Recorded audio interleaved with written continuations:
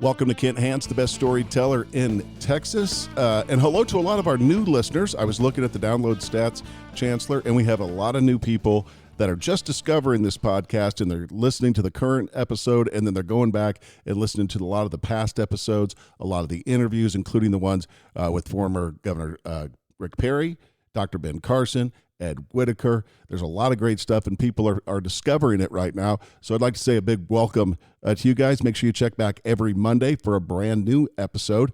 We love hearing from you as well. You can send us email to info@hanspodcast.com and follow us on Instagram at Best Storyteller Podcast. Chancellor, let's get started. Saying of the day, what you got? Today is April the 15th. So the saying of the day has something to do with taxes. Ben Franklin said the only two certainties, death and taxes.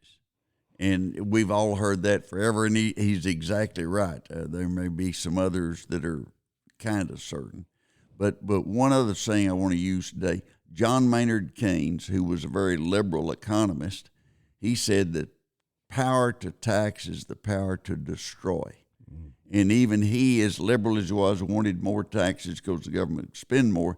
He realized that there is a law of diminishing returns, and at some point in time, you can tax people out of business.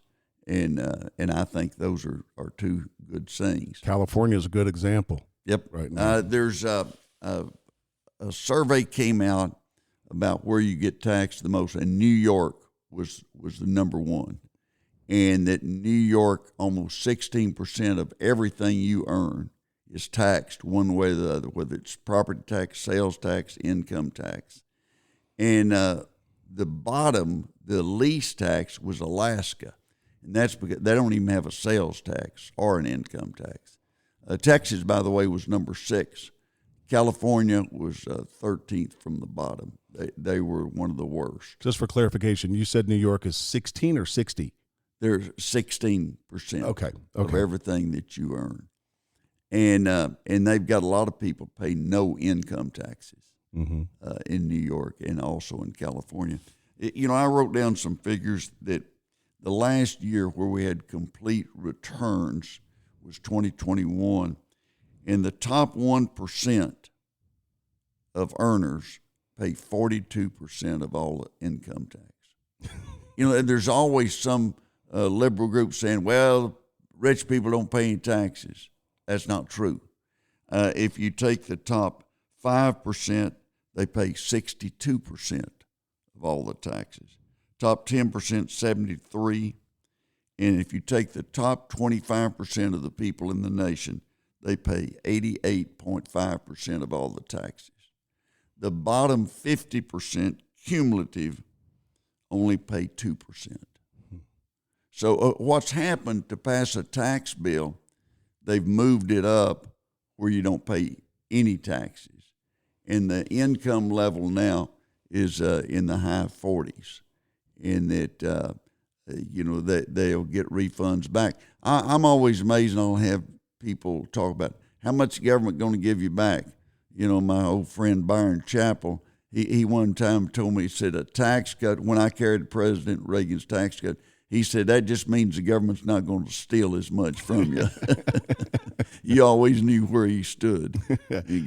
Tax cut equal, the government not going to steal as much from you. Thank you, Byron. By the way, if you want to do a deep dive and a really detailed explanation, go back and listen to the conversation that you had with Phil Gramm. That was very interesting. Senator Graham lays it out exactly what's happening, and it's a myth that the rich don't pay any taxes. Out of 370 million people, you might be able to find 5 people that pay a very limited amount or something, maybe 50. But when you're talking about the masses of people, you're talking about the top 1% pays 42.3% of all income taxes. Doesn't seem fair. And it doesn't, a lot of people, there's been a movement of wealth tax. And they tax you not on what you earn, but just what you're worth. It tax you on what your house is valued. And that they're saying this should just be for the rich people. Well, the income tax was just going to be on the rich people. and they make adjustments, and they need a little more taxes, and they drop it. And in Congress, no member of Congress ever tried to say they were rich. They didn't want that label, but they gotten it so that they kept going after more people, to pay taxes, and so the brackets went up, and there are a lot of people that were not rich, and they were making what Congress was making, and they were starting to get taxed heavier, and so it's hard to tell. Russell Long, who was a very wise guy, a wise man from Louisiana, he said, people, they say, don't tax me, don't tax ye, tax the man behind the tree we can't see. He said they don't even want to see the person that gets taxed. But there's all kinds of taxes. You get the tax on your house, and there'll be a community college district, there'll be a water district, there'll be your city taxes, there'll be county taxes, there'll be your school taxes, which is usually the highest that you have. And income tax day is a tough day, but there were a lot of people in Congress thought that they shouldn't do withholding. That way it all come to you. Well, the problem is you'd never get it collected. They would have already spent the money. And so the government, what they do to make sure they get the money, they make sure that, they take it out of your check on a monthly basis or biweekly, however you get paid. And but it's April 15th is the big day, and that's one of the reasons you hardly ever see a primary election in April is they don't want to have it in April, and people be mad about filling out their tax forms and trying to get some money back. And a lot of people, used cars sell more in late April and in early May. And a guy that was in the used car business told me the reason is people getting a refund check. They can go make a down payment. Mm-hmm. And so it tells you about a lot of people live from paycheck to paycheck. And that's tells you a lot about marketing. Marketing on cars, they increase their advertising during April and that makes May. That makes a lot of sense, right? They've got money, let's get it. Yeah. Every business has studies that they look at, and they make decisions based on facts and figures. And rare do they a business that makes decisions based on hunches, that they're not going to be very permanent.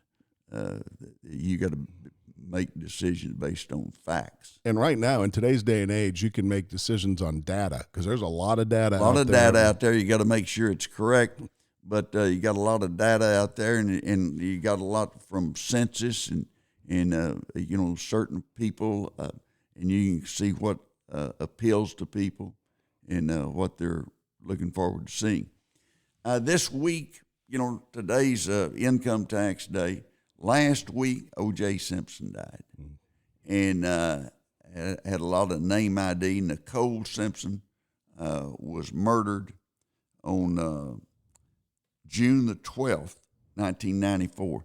And a lot of us remember where we were when Kennedy got shot, or O.J. Simpson allegedly murdered his wife or his ex-wife. And I was landing at DFW. I'd been to Vienna, Austria, to an OPEC meeting. And I was landing, and I was going from one gate to another to catch my flight back to Austin.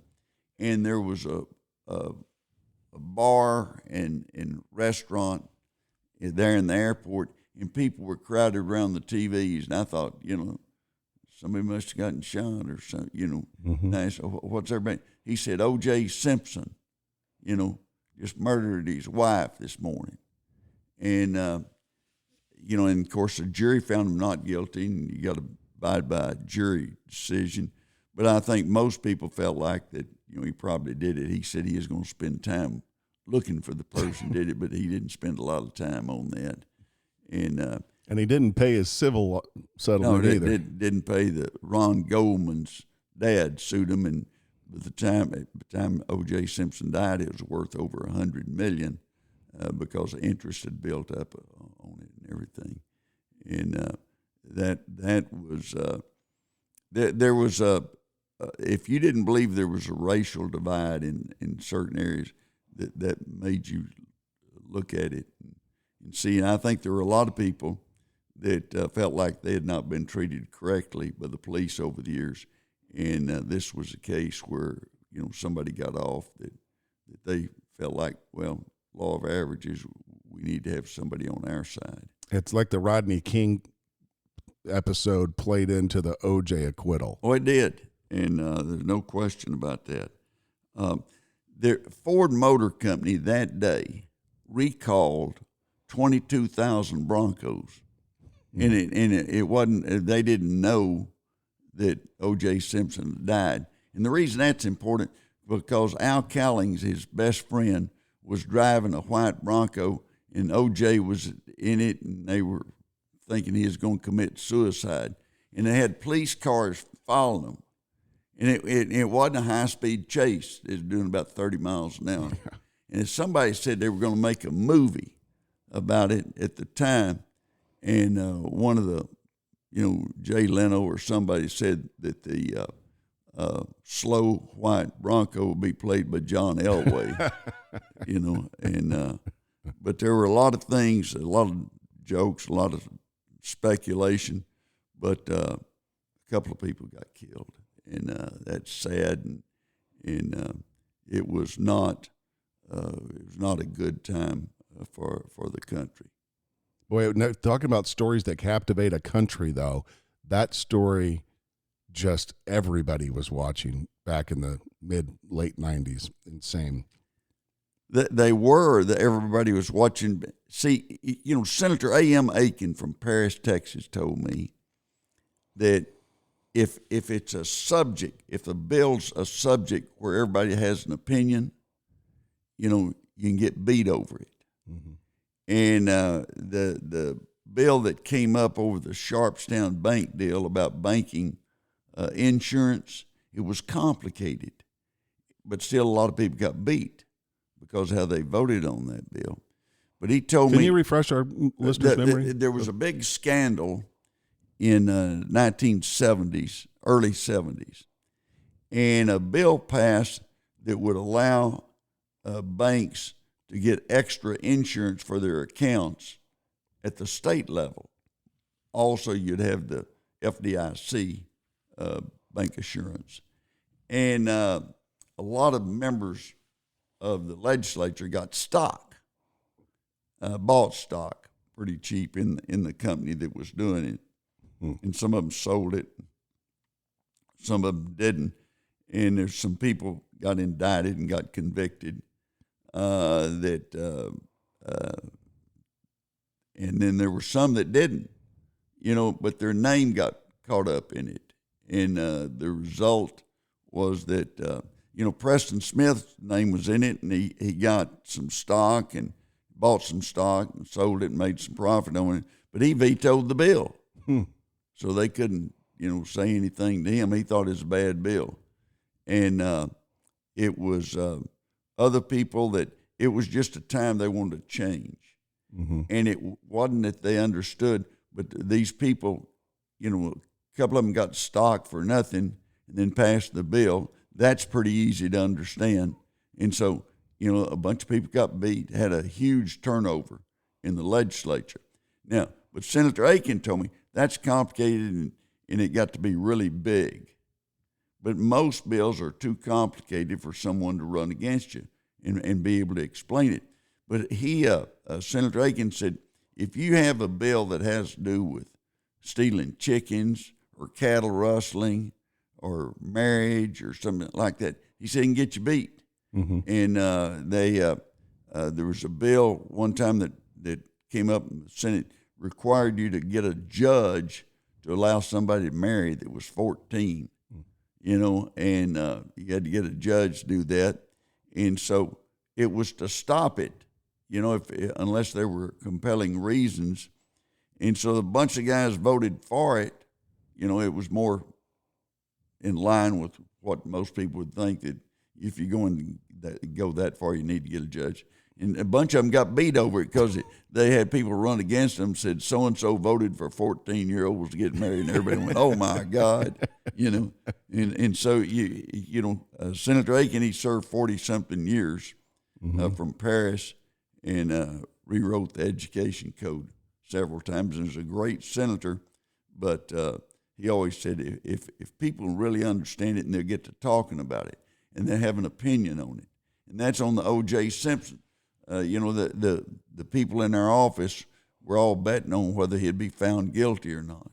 And, I felt like he had been found not guilty when they moved the trial, and that the prosecution didn't do a real good job on it, and Johnny Cochran did.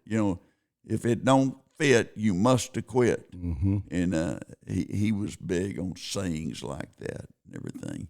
But it captured people's opinion, and all the TV entertainment people at 10:30 used to be funny people. Now they're not very funny. And but they all had an opinion and had jokes and different things. But if you went to a dinner party, somebody gets say, "Oh, do you think O.J. Simpson?" You say that. Do you think he really did that or not?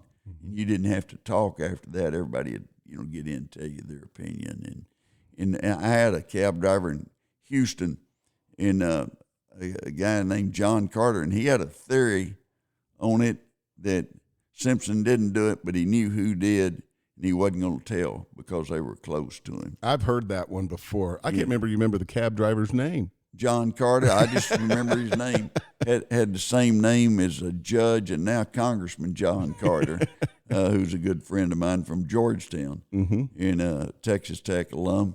But I remember the guy's name. I'll remember some names.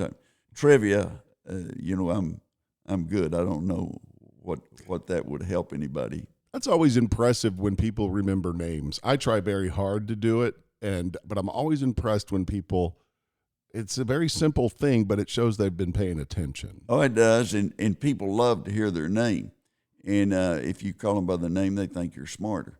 I had one time I was campaigning, I had about 7 or 8 events one day and was tired.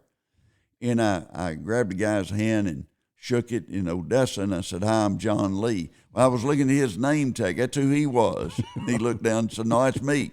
I went, "Oh, me."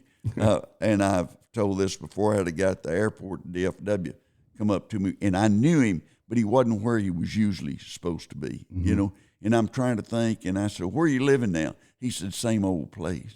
I said, how's your job? What are you doing now? "Oh, same old job." "How's your wife?" "Same old girl." I mean, he wasn't giving me any clues. I finally stood there long enough, and I figured out who he was and called him by his name. But remembering names is important. And I've told the story about my cousin, Jackie Neal George, was thinking about getting in politics. And he said, "I can't remember names." And I said, "Associated with something," And he was in Hereford with his wife, Collis, who just passed away not long ago, and was a really fine lady. And he introduced his wife to Mrs. Wolf. She said, "No, I'm Mrs. Fox." He said, "I knew you was some kind of little animal." We told him, "Jack, you shouldn't run for office. You're not really cut out for it." I've taken a lesson from you and Mrs. Hance that I use with my wife, and that is, if I don't introduce you, it's because I don't know who they are or can't remember their name, and I got that from you. Yeah, we were one time in a Chinese restaurant in Dallas, and a guy came in and said, "Hey, Ken, how are you?" And I go, "Great, good to see you." And I was so convincing at it that I remembered him. Susie goes, "Now, how do y'all know each other?" And I said, "Oh, we go way back." And he said, "Yeah." I said, "I think my dad at Crenshaw, Dupree, and Milam, that's a big law firm in Lubbock, introduced us." And I knew, and so I called him by name after that. But I just needed a little help. And there was a mayor in Lubbock, Roy Bass. It was a good mayor, great guy. He he had a guy come up. We were together, and the guy said, "Do you remember my name?" And Roy said, well, tell me, what is it? And he told him, he said, I do remember that. Well played. Johnny Carson had a deal. He'd say, give me one reason I should. You don't go to people and say, do you remember my name? Right. Well, speaking of names, I didn't tell you we were going to talk about this, but I started reading George Bush's book, President W. Bush. Right. And I'm scrolling through it, and there it is on page 32. He mentions your name in the campaign, the fight that y'all had, and it was interesting. I was like, wow, I'm reading a book about former president, and there's the guy I sit in with every weekend and do a podcast. Bush is a good guy. We got to be good friends after it was all over. There were times that, we weren't real close during the campaign. And like the time that the cancer marathon, he ran in it, and I hired a cross-country runner from Texas Tech to run it, and we had a T-shirt made that said, Ken Hance is ahead, and then we put a bumper sticker on his jogging shorts, and we told him, you stay 15 to 20 feet in front of him. Don't let him pass you. Don't let him drop too far behind. And 30 years later, I was at the White House one night having dinner upstairs, and Bush looked over me and he said, Hance, who did you hire to run in that marathon? And I said, what are you talking about? He goes, you know what I'm talking about. And it was just me and him and Laura and Jody Arrington, who's chairman of the budget committee now. And I told him it was Vic Henry from he's an attorney in Dallas, very good lawyer.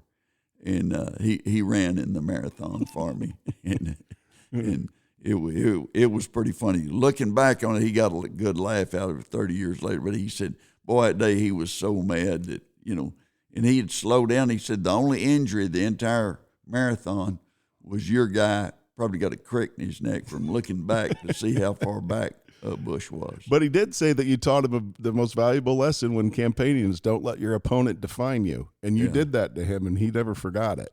Yeah, you got to define the opponent.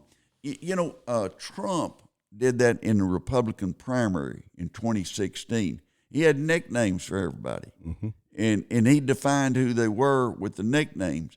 And they never caught on that, what he was doing to them. And he was a TV guy. He was reality TV, so people know him or knew him. And you take the public now, they don't go into in-depth on any issues. Mm-hmm. They really don't. And they'll vote for who they like. Gary Hart from Colorado, in the exit poll, there were like 8% voted for him because he was cute. I just wonder, those are voters. Mm-hmm. They had a football player one time that was from Humble, Texas, and he was playing at Ohio State, and they said, how'd you select Ohio State over, all those Texas schools? He said, I like their shoes. That's a way to pick a college. I like their shoes. They look real good. Oh, 18-year-old young men, they make funny decisions. Yeah.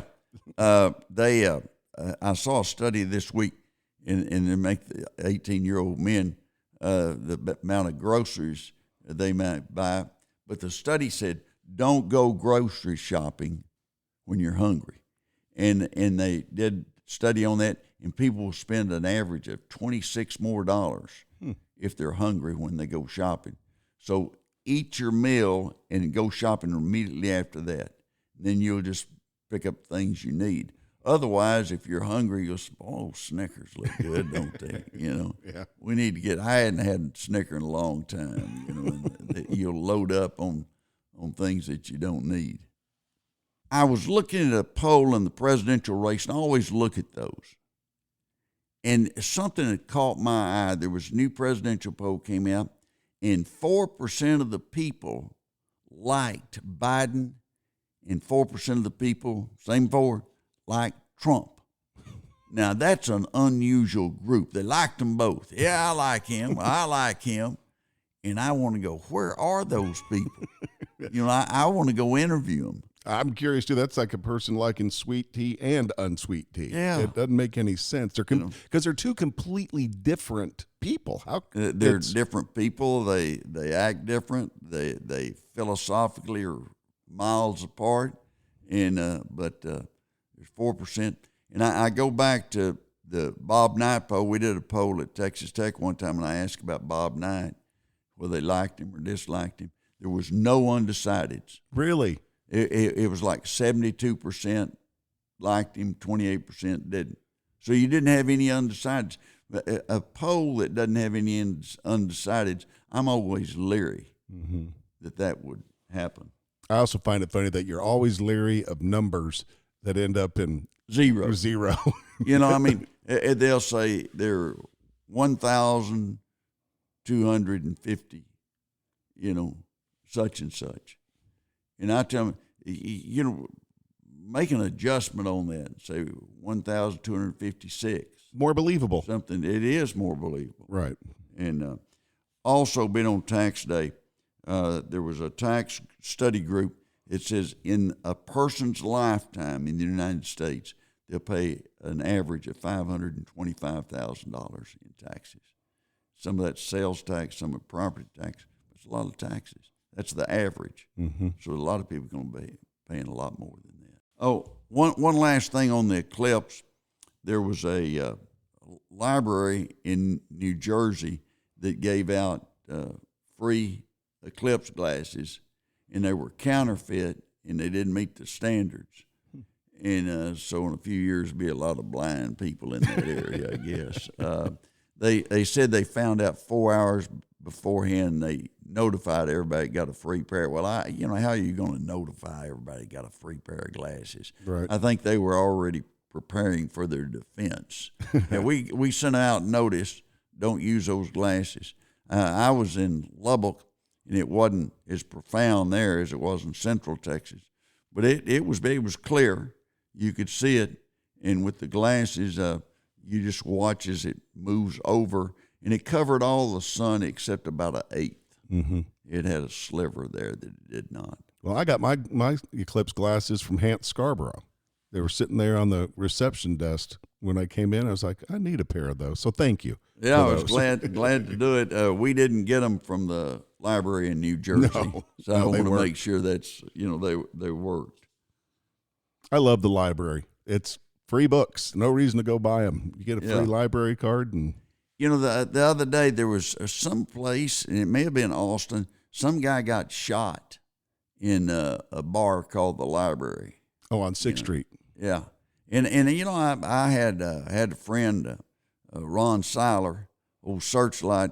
There was a bar called the Library not too far from law school, and he'd tell his parents, I've been at the library, Another great episode of great stories and information, and we would love for you to email us. It's info@hantspodcast.com. Scroll through our library of episodes, and also follow us on Instagram at Best Storyteller Podcast. And we want to remind everybody what our saying of the day is. Saying of the day is from Ben Franklin. The only thing that's certain, death and taxes.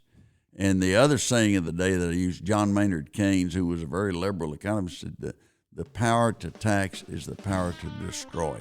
And that surprised me that he said that, but he's right.